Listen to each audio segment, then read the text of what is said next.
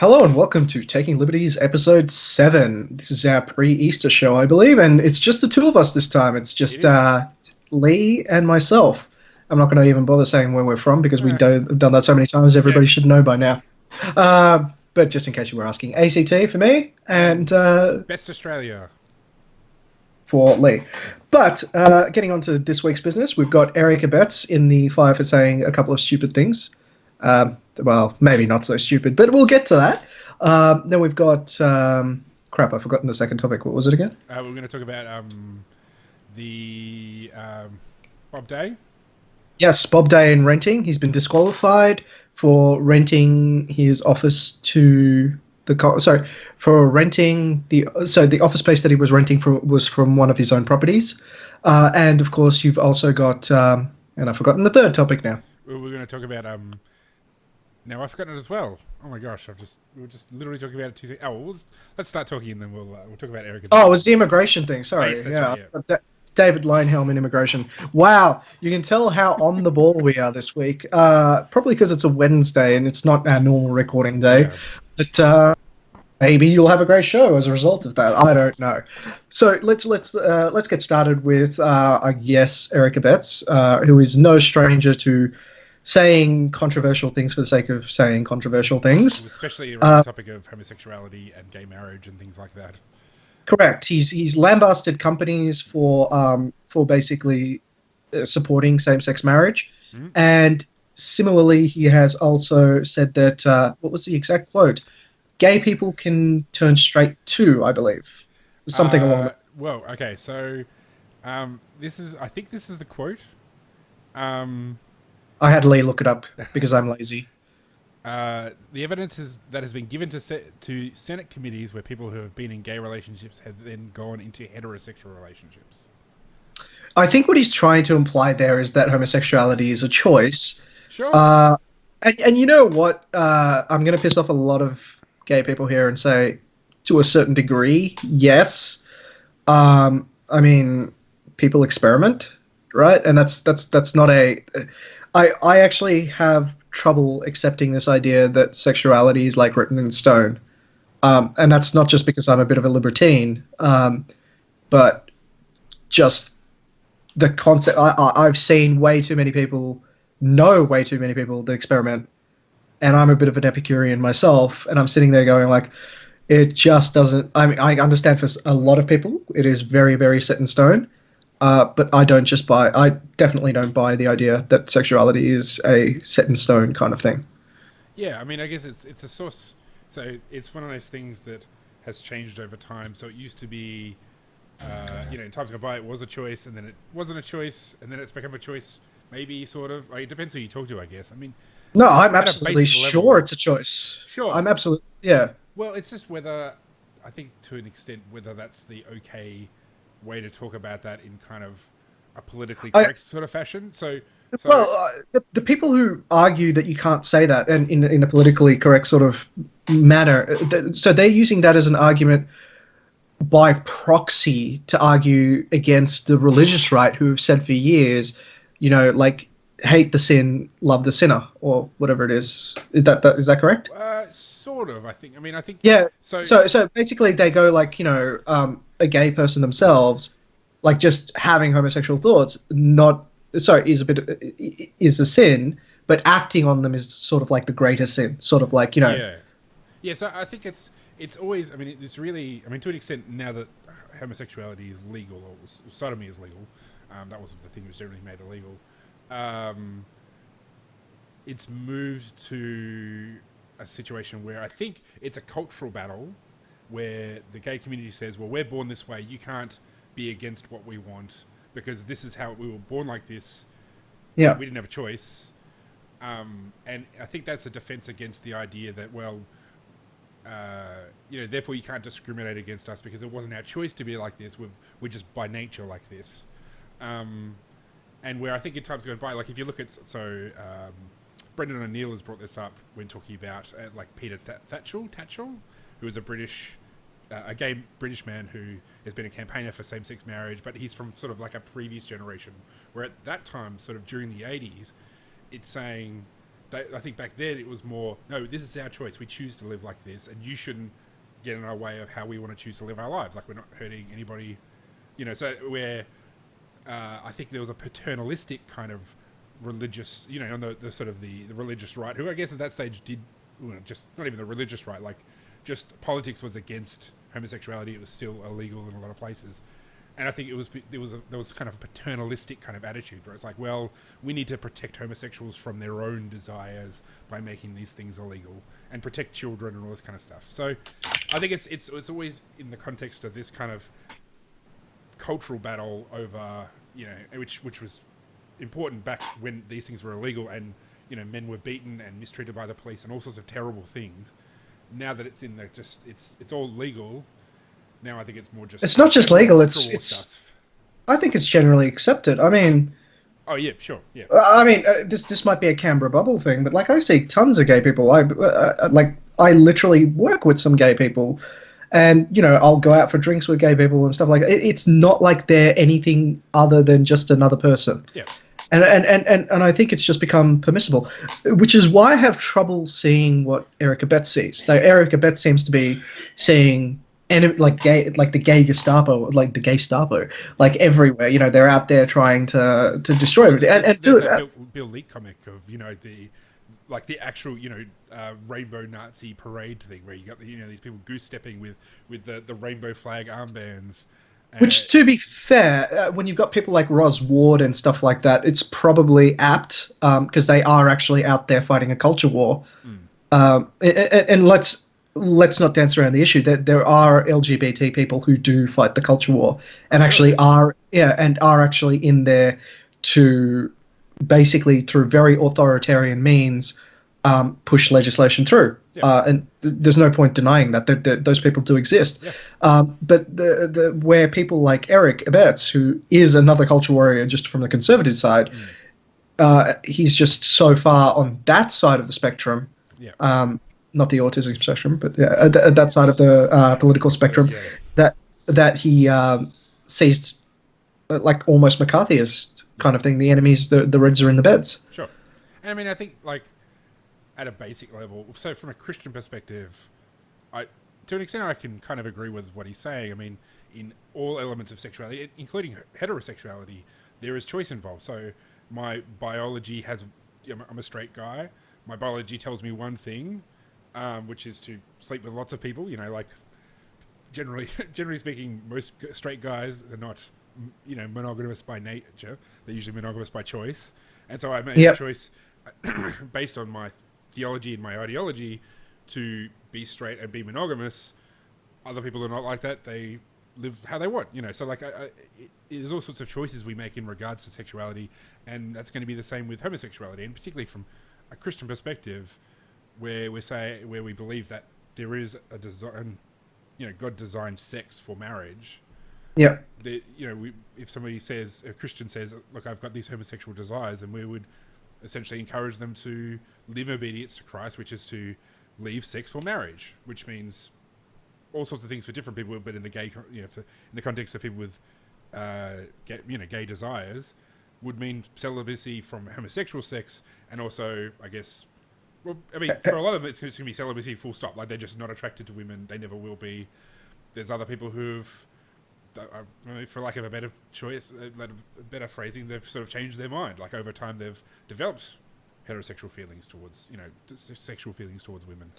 From a libertarian perspective, we would just say, well, that's what individuals are like. Like, there is no such thing as the everyman. Or the every woman. Or the every woman. Like some people who have gay feelings who choose to not act on them will... Or the every other 29 other genders I forgot to mention. Sorry, transgender people. For the person who has homosexual desires, they might choose to not act on them, and those desires remain, and they just fight, struggle to sort of maintain, to live a life in obedience to Christ. And then for others, those desires will change, and there'll be some people who are straight who might have homosexual desires as well, and they just never act on them. So, we just say, well, there is a spectrum of all human experience, from a libertarian perspective, which is an individualist perspective. So, in some ways, what Eric Abetz is saying is kind of not really radical at all. It's just radical in the context of the culture war, where so when I heard Eric Abetz actually saying it, like on the TV, I was sitting there going like, I think he's missed the point. It's not so much. See, here's the thing. I don't actually think anyone cares about anyone's kink until some asshole tries to make it illegal. Sure. Right, and that's the real point. Like he's raging against companies. Not even He's illegal. Like, I mean, like, to be fair to the kind of religious right or whatever that exists in Australia, I think most of them, like, I've yet to really meet somebody who says that homosexual sex should be illegal again. You're coming to the Friedman conference, right? Yeah. I'll introduce you to some. All right. Well, that's we'll say there's maybe a handful of people, but like in my conservative Christian circles, which I'm willing to bet I know more conservative Christians than you do. I don't think anybody. Okay, we'll have to do a count sometime. Like, I've never met anybody who said that homosexuality should be illegal again. Even guys like Bill Muhlenberg, I don't think I've seen him write that. And he's like the most hardcore Christian conservative, like culture warrior I've seen. Heck, I don't even. I was going to say I've met Fred Null has said it. So he thinks sodomy should be illegal again. Okay, so there are some, but it's not like the predominant perspective. So there's lots of resistance to gay marriage, but like, I definitely agree with you. Yeah, it's probably like a very small minority.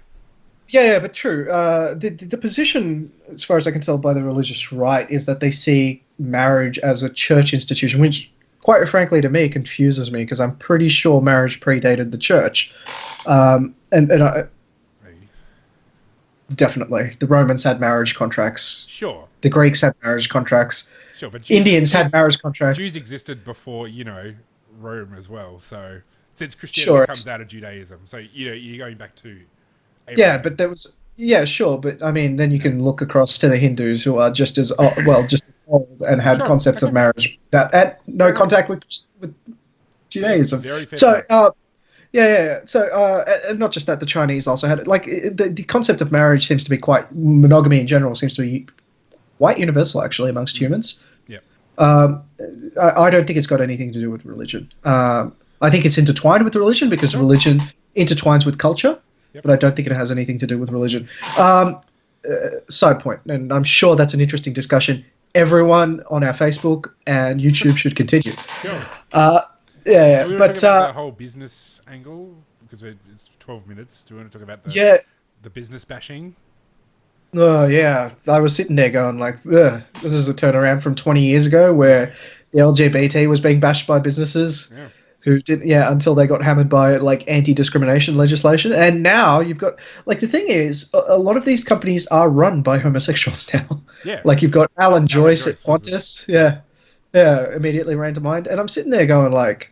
And not just that, but like board members, man. So many gay people as board members, which is if they're not getting married, I mean, this is just the natural consequence. You're going to focus on work. Sorry, they're just going to take over the companies if you deny them marriage, guys. I'm sorry.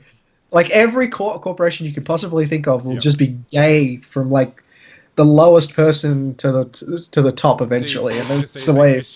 Conservative Christians should support gay marriage and gay adoption because it would get them out of business. Fuck yeah! I mean, I'm just saying, if we want some diversity in the boardroom, we might actually need to allow these people to get married and adopt. Sure. I mean, I think it's considering the attitude that sort of came about around some of the IR stuff, industrial relations stuff. How you sort of heard Liberals complaining about how business isn't doing enough to support their case for, to back, say, the minimum wage, or like changes to penalty rates and stuff like that. It's kind of hypocritical to then turn around and say, well, we want you to campaign on this thing, which we like, but we don't want you to campaign on this thing that we don't like. It's just, it's also just kind of rude. Like it's kind of demeaning to say, well, there's things that people in the public sphere can't talk about. Like, I don't think politicians should do that. Like, I think I don't understand why. I don't understand why the Liberal Party needs businesses to sell anything. I'm sitting there and going like, they're in government. They've got the data coming from government agencies, right? I'm sitting there and going like, I'm sitting there and going, remember, this is how Paul Keating ran the show, right? He had the public servants doing all the busy work, proving that his ideas were good, right? And then he basically whipped the businesses around and told them, this is what I'm about to do. You either get on board or get hit. Sure. But I mean, like, I think that's, well, I mean, sure. Yeah, But, I that's mean, effectively that's still business being involved in the campaign, though. sure, but And that was them being, but quite reluctantly. well, yeah, but I mean, I think the reason you want private organizations in general, like this is not just businesses, but think tanks and everybody else, why everybody should be involved in sort of campaigning on issues they think are important, is because politicians, every time that a liberal politician or a coalition politician gets up and says, yeah, it's a good idea that we get rid of penalty rates on Sundays or additional penalty rates on Sundays, people are going to think, well, you think that because you're just in the pocket of business, but if you have other organizations getting involved, then it creates more credibility in the community, and it helps politicians understand where the actual public opinion sits on these things. If they come out and say, they say this is going to be the policy, and then they get a huge wave of support from within the party, in the membership of the party, as well as from business groups and whatever, well, they're going to be much bolder because they think, well, these guys have got our back, so we're going to go harder. Because in the end, politicians are followers; they're not leaders. They don't lead the debate; they follow the debate. Actually, I think the term that's used for them is powerless leaders. Sure, sort of. Yeah. I mean, because they technically have the authority to write legislation, but they're ultimately led around by public opinion. So powerless leaders. Sure. I mean, I think leaders. Well, I guess it's semantics, but I think leaders implies that they're actually moving ahead of sort of the cutting edge. They're sitting on the cutting edge of thought. When really, because the government is great at cutting edge. Well, they're the lagging factor. So like everybody's going to be in favor of this thing, and the politicians are going to be the last ones to get on board. Yeah, so, you think about marijuana decriminalization. Like, if you had just a popular vote on whether weed should be legal, even for recreational users, it would be overwhelmingly supported in Australia. If it's just that politicians are so hung up on this drug war nonsense that it takes them so long to get on board. Same with gay marriage. I mean, if it is more popular. I don't. I've come to think that given recent events, I don't think gay marriage would pass a plebiscite. Okay. And it's based on the fact. Let me put it this way: I have very, very left-wing friends here in Australia. Here in Canberra, that are saying they don't support gay marriage anymore. Yeah. Okay. And it's purely because of recent things that have happened with relation to certain people like losing their jobs and things like that. They're saying they don't like. They're saying like if it was put in, they don't want the Green and Labor's one, right? They want something that would afford people protection against that. Sure. But they're not against gay marriage per se. No. They're just against specific forms of the legislation.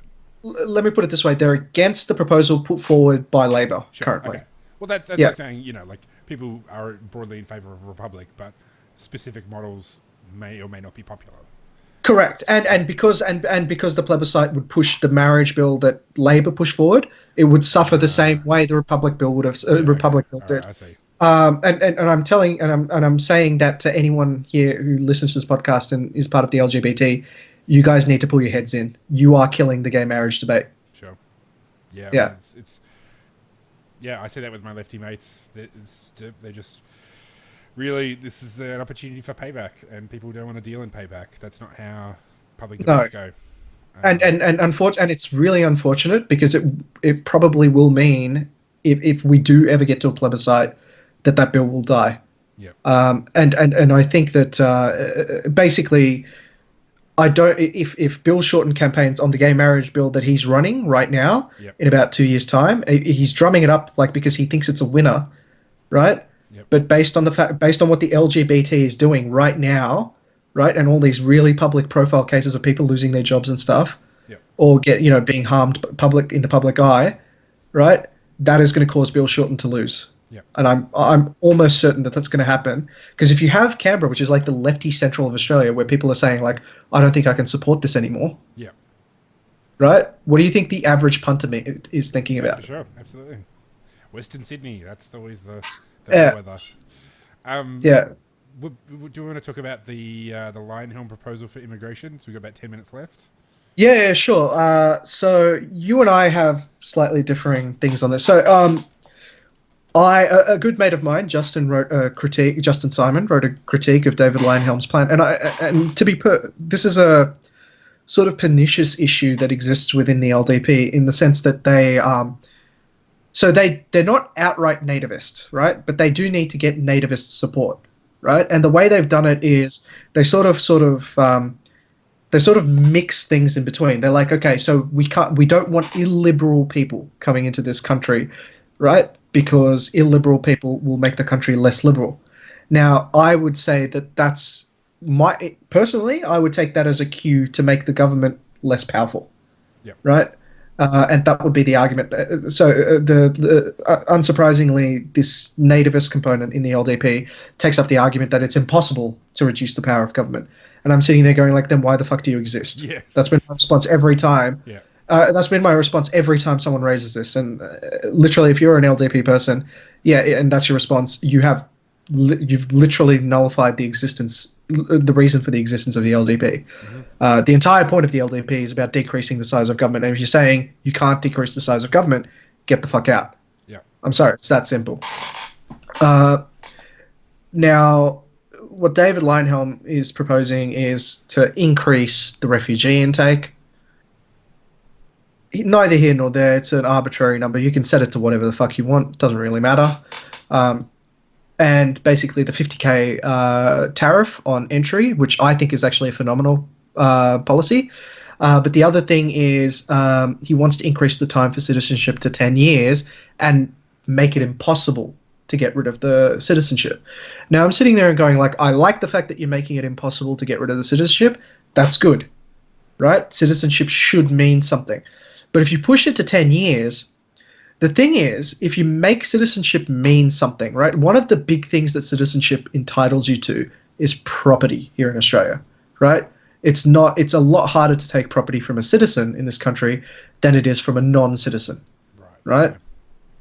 And like, if you're saying... saying... What sorts of ways? Like, just out of curiosity. So, like, for example, the stuff with the Chinese developers, right? You'll frequently see them just shit-can deals where they're just like going like, and we're revoking your visa and now you can't build. Oh. Yeah. Okay, that's awful. So, yeah, and the typical thing that they do is they sell that business on, they have to sell that business to a company that they've started in Australia that is Australian to recover the costs. But like, there's ways around it and stuff like that, but it's a hassle. You have to deal with the Australian bureaucracy. Right? Yeah. And that's why, like, making citizenship mean more is fantastic. But then you have to realize you take away all sorts of other rights of people when they don't have it. What they should be opting for is making citizenship mean something in the sense of, like, actual national identity, right? But in terms of your property rights and everything like that, it shouldn't impact it. Yeah. Right? So it should be, like, if you want to be a citizen and you really want to buy in and get that right to vote, right? That's what citizenship should mean. And yes, it should be difficult to take away, right? But it should be not meaningful in that way. Like, effectively, like, what I would argue is citizenship is just the right to vote. Yeah. Right? You are buying in, you get the right to vote. That's it. And, like, you're fair and all the rest of it. Well, you get that with PR. That's not going to change. And the 50k thing, and the 50k thing is meant to, like, the 50k tariff that they put in is meant to pay off any potential. So it's basically the public utility cost and access to welfare and all of that. The cost for about a year. I think it was cost for 2 years or something like that. Okay. So sure, if they come in, they've paid for 2 years welfare and whatever, then you can kick them out or whatever it was. I can't remember what the exact policy was in that with respect to that. But the point is, a tariff accounts for any public utilities they use. And yes, sure, then you can give them welfare. So they're not really gaining anything by paying the 50k and coming in and then taking up welfare.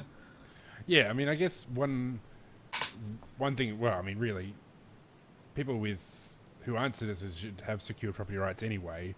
So realistically, you could deal with that problem by just actually giving them security of property rights.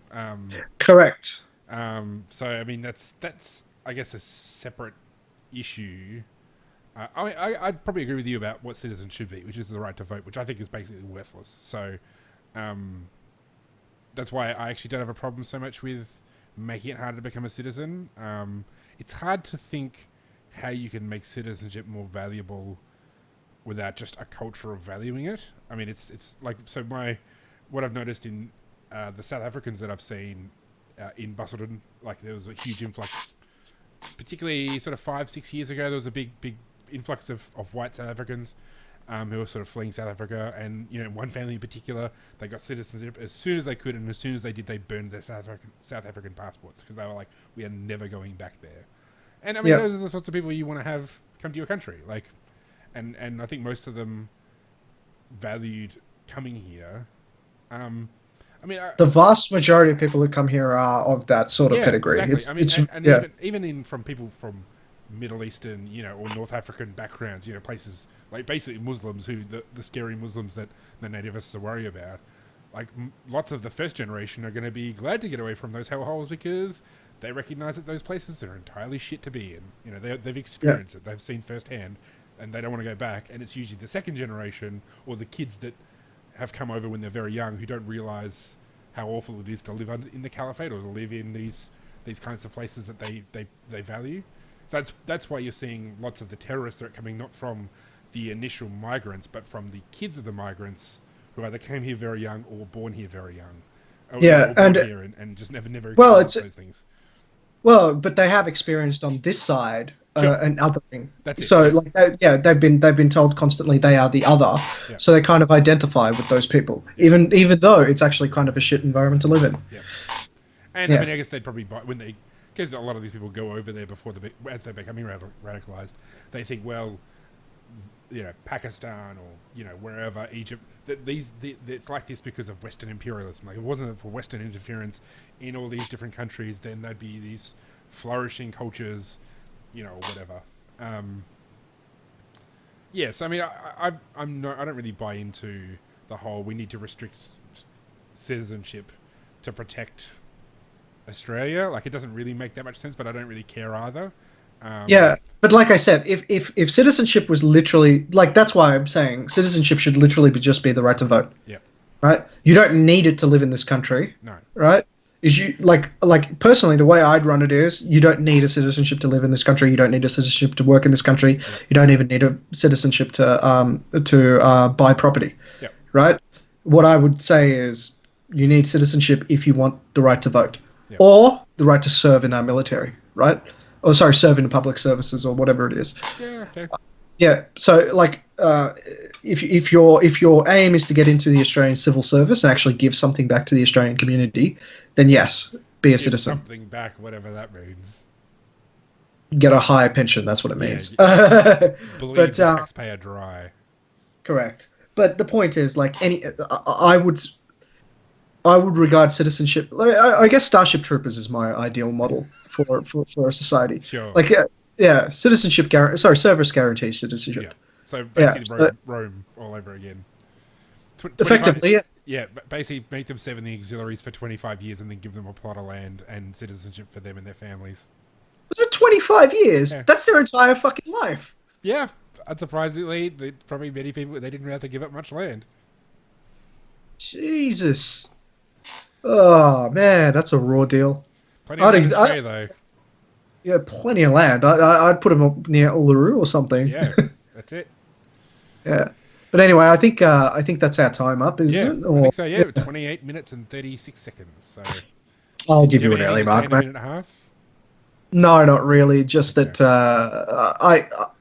citizenship is one of those issues that keeps coming back, and I keep having fights with people that were born here, as opposed to me. Like, I always tell people, all of you have an excuse, right? I bought into this. Right? You didn't have a choice. You're not a real brown person because you don't believe the right things, okay? You're just a fake brown person. Yeah, but my point is, like, I bought into this, right? I bought into the system. And yes, there's a few things I like to change here and there. Yeah. One of those things is basically what citizenship means in this country. And like the thing is, I think people are wrapped up in this entire nativist sort of ideal about what citizenship means. And having been a citizen of multiple countries, right? I'm sitting there going, like, I never valued it in the way that you guys do. And the only reason I can tell that you guys value it this way is because you want to keep other people from having it. Yes. And I don't think you understand that that's the worst sort of mentality to have, because all that does effectively is restrict your own movement. Yep. That's it. I mean, immigration is primarily a barrier for Australians to deal and trade with other people. You know, we're the ones who suffer the most. Well, actually, that's not true. No. They suffer the most, but we also suffer greatly through restricting migration. Yeah, we suffer in terms of like the actual skill trade, and we suffer in terms of higher prices, and we suffer in terms of lower availability of things. Yep. And also just like the sheer number of ideas. If you look at the number of ideas that have come out of the brains of immigrants in Silicon Valley, it's a pretty high number. You know, it's not. I don't think it's a coincidence that, you know, like most of the innovation happens in Silicon Valley. Yeah, that's not. And you know, it's coming from the brains of immigrants or the children of immigrants. Yep. Yeah, but that's the entire point of Silicon Valley. It's that they want to bring the best and brightest around and just draw them all in, and that happens when you have a more open immigration system. I wonder how Trump's going to fuck that up. Well, yeah, it's a separate question, but I don't know.